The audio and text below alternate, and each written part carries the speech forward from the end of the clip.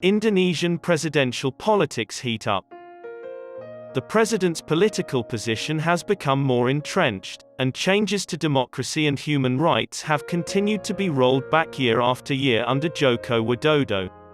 In his second term, Jokowi is resolved not to be a lame duck president.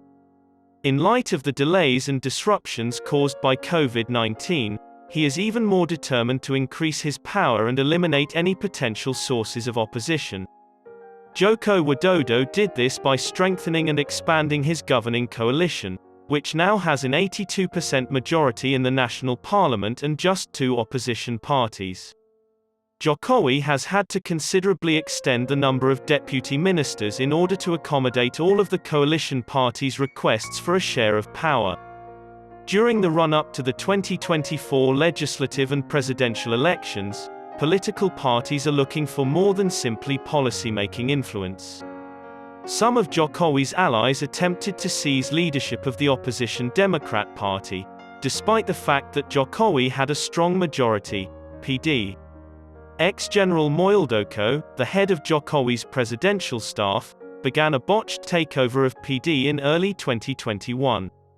Even though Muldoko's leadership claim was widely criticized, the government ultimately rejected it, a decision that was later affirmed in court.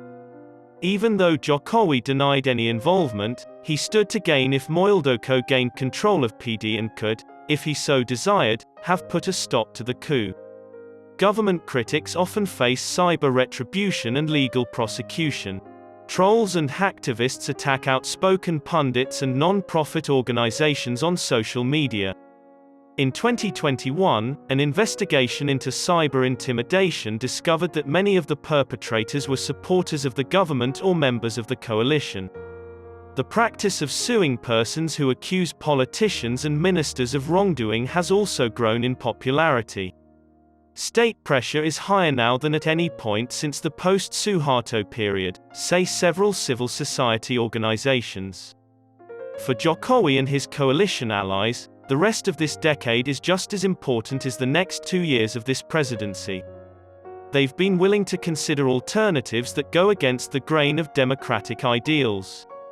According to Indonesia's constitution, presidents are limited to 2 consecutive terms of 5 years each. The second term of Jokowi's presidency will come to an end in October of 2024.